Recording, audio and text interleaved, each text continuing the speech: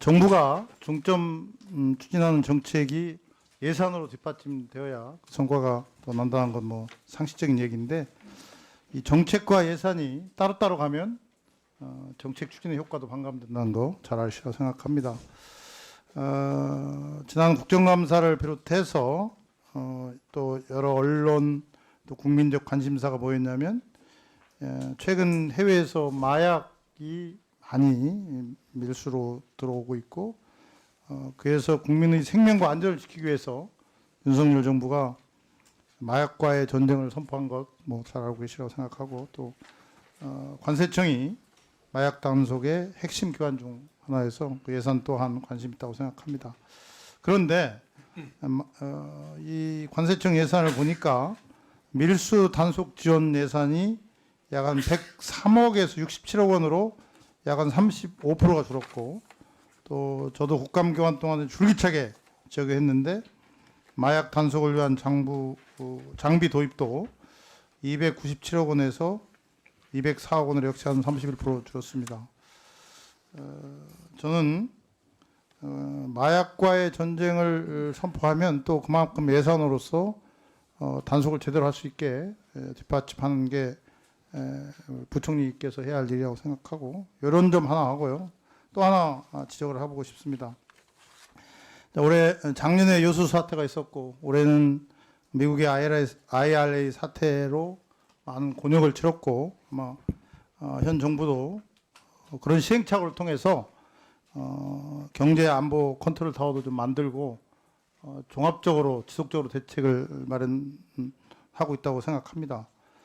그런데 이런 경제 안보 컨트롤 타워를 만들고 있는 이런 와중에 현재 기재부가 운영하고 있는 경제 안보 공급망 기획단, 이것도 저는 그 시초라고 생각하는데, 이게 보니까 예산이 좀 시원치 않습니다.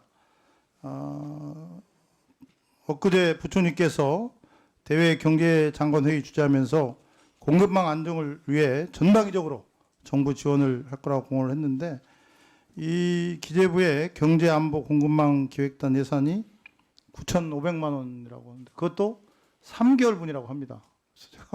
참 어처구니가 없고, 부총리의 생각이 반영된 건지, 어쩌면 밑에서 그냥 기계적으로 이렇게 한 건지 어처구니가 없는데, 이런 예산, 적어도 1년 예산 정도는 세워놓고 이걸 어떻게 할 것인가를 좀 구체적으로 논의를 해야 하는데, 그런 점에서 좀 너무나 기계적으로 한 게 아닌가. 정말 우리가 이 IRA 사태를 보면서 뭔가 좀, 오히려 제가 본의원이 제안도 했습니다. 청와대와 기재부가 같이 합쳐서 경제 안보 컨트롤 타워도 만들어서 운영을 하고 했는데, 거기에 역행하는 처사 같은데 어떻게 생각하십니까? 이런 예산과 정책에 대해서. 예, 의원님께서 아주 의미 있는 지적을 해 주셨습니다. 우선 무엇보다도 우리 이 공급망의 안정성을 높이기 위한 정책 강화가 필요하다 하는 그런 문제인식을 평소에도 강하게 해주시고, 또 오늘 그 관련 지적을 해주신 것 같습니다.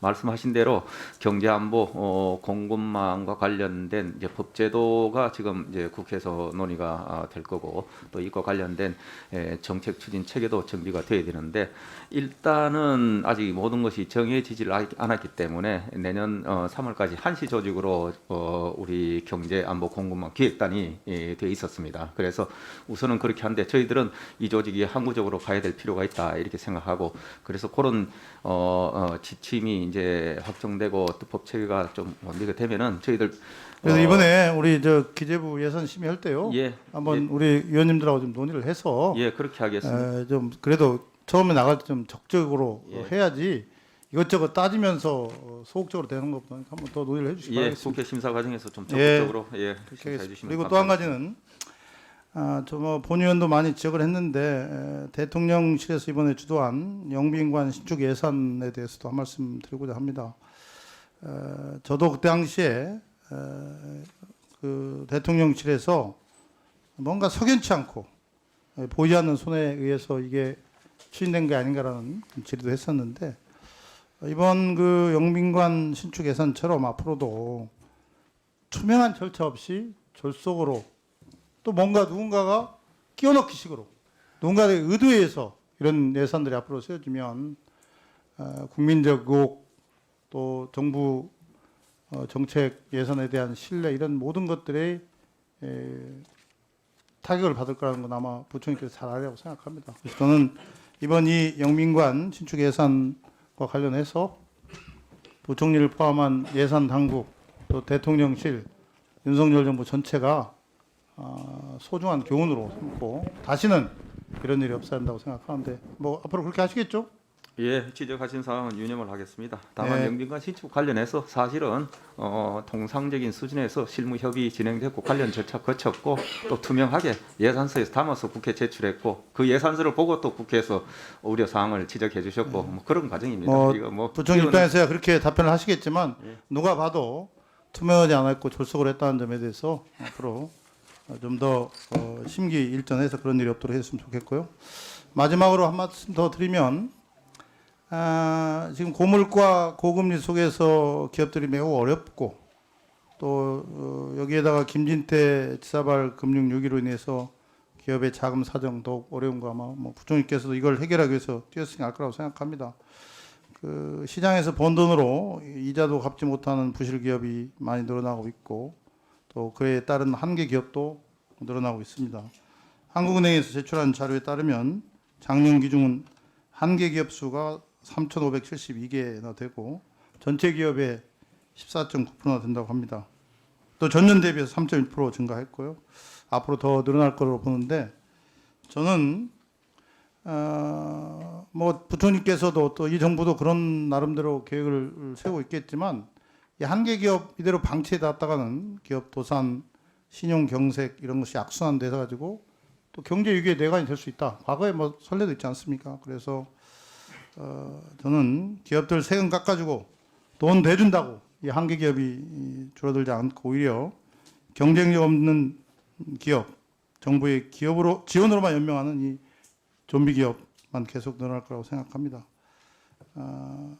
90년대 일본의 무차별 기업 구제가 혁신의 씨를 말리고 시장을 장기 침체에 블랙홀로 끌고 왔다는 사실 기억하고 있으라고 생각합니다. 그래서 뭐 재무제표만 보고 무작정 한계 기업을 뭐 퇴출시켜서는 안 되고 뭐 다 아시겠지만 입체적인 기업 평가를 통해서 좀 옥석을 가리고 경쟁력을 갖춘 기업들을 좀 더 챙겨야 한다 이런 생각을 하고 있습니다. 그래서 전략적으로 그렇게 하고 계시겠지만 부총리께서 또 경제 당국이 이런 고금리 기조 속에서 한계 기업에 대해서도 좀 더 강력한 대책을 좀 사전에 좀 마련했으면 좋겠다 그런 생각을 갖고 있는데 어떻게 생각하십니까? 예, 의원님 지적 컨트롤에서는 동의하고요.